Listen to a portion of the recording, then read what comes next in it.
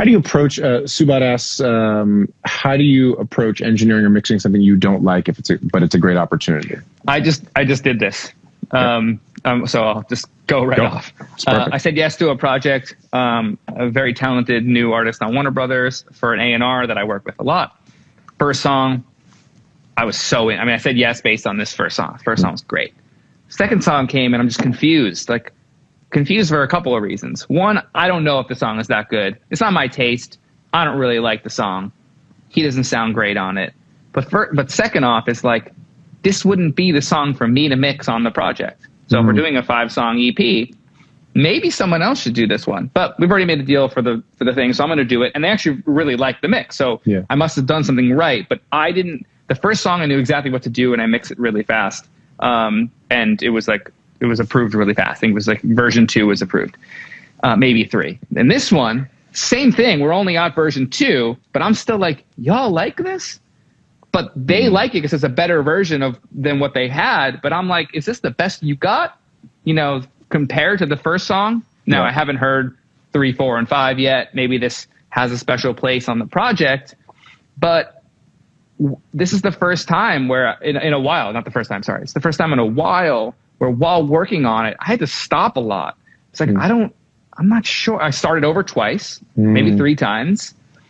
And not because I didn't know how to mix a record. I didn't really know what to do to the song. The stems didn't sound like the rough. The engineer the producer was giving my assistant kind of a hard time.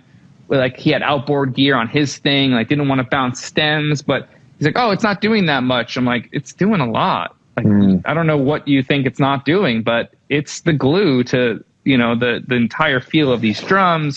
So it was just a struggle. I didn't love the record. I didn't hate it. It was just really, you know, mediocre to me. Okay. But the relationship is what I'm doing it for, right? I got asked to do this for an A&R that I love, and I really like the artist's voice. He's really talented, and I believe in his future. So I still gave it my best. And I'm glad they liked where I took it, because I took it far from the rough mix, because the rough mix was, it's just weird. Like, I didn't understand the reference points. The first song, I just knew it was supposed to be like a Phil Collins record. It was very clear to me that every background vocal needed an H3000 on it, even though it was given to me with everything up the middle. Like, I knew exactly what to do, and shit sounds crazy to me. It's one of my favorite mixes in a while.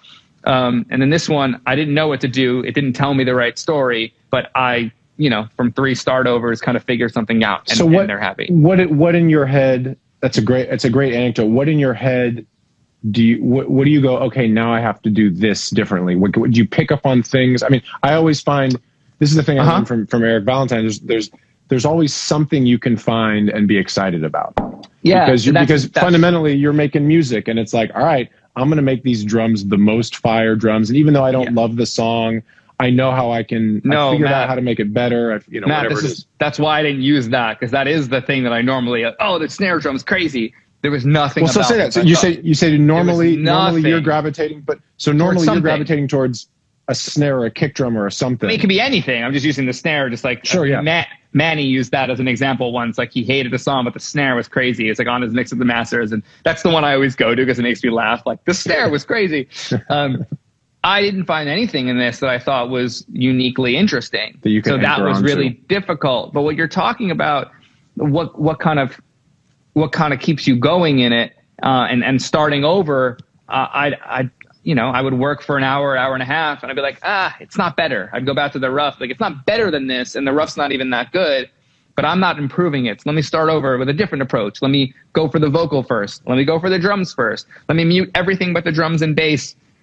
Let me just start with the acoustic guitar. What does the acoustic guitar and the vocals sound like? Which is how I wound up attempt 3 for me before sending, was that. It was the acoustic guitar and the vocal felt like the record to me.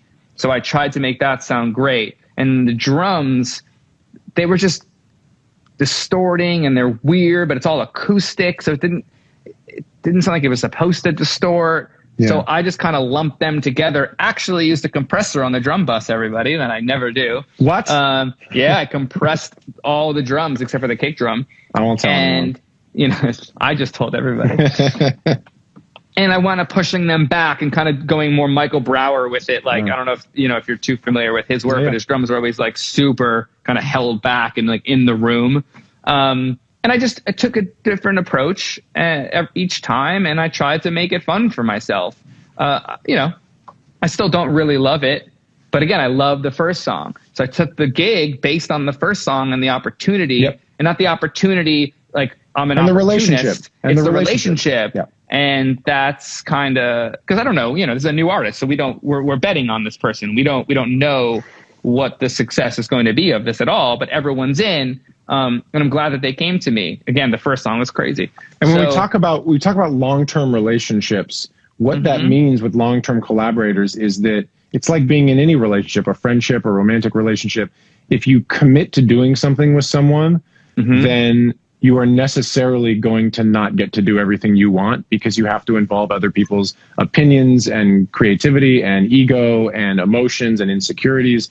So necessarily part of our job is to not always be doing things that we love. Now, if you're, and we've talked about this before as well, if you're working on projects for months and months and months and you hate all of it, you might want to find another job, or you might want to find a regular job to make money so that you can make music for fun. There's lots of different things there. But when you do this profession in any form, you're going to be working on things or doing parts of the process that are annoying. And the truth is, be a big boy or a big girl and get it done. You're making music for a living and you're collaborating with people. Honestly, and not everything is going to be amazing.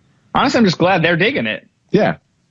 Sometimes it's not about whether you like it or not. Yeah, I don't have to listen to it when it comes out. Yes, but the tools and we talk about breaks a lot. We talk about how to get your mind right, your body right. Take a lot of breaks. I mean, use all the tactics that you have to figure out how to get something done at the highest level you can possibly do it.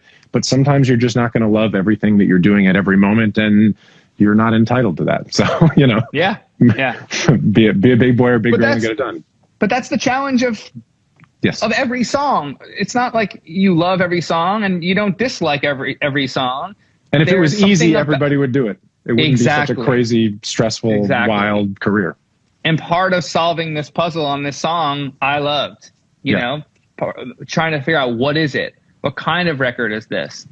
And that's something that, that's what I signed up to be an engineer and a producer for, is to crack the code.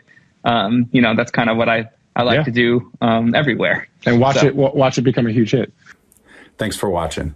Just a reminder, all of this content is free. There's no secret knowledge here. There's no Patreon. We don't read ads. We don't have sponsors. We're just trying to build a knowledge base. All that we ask in return is that you share it with somebody. Thanks so much.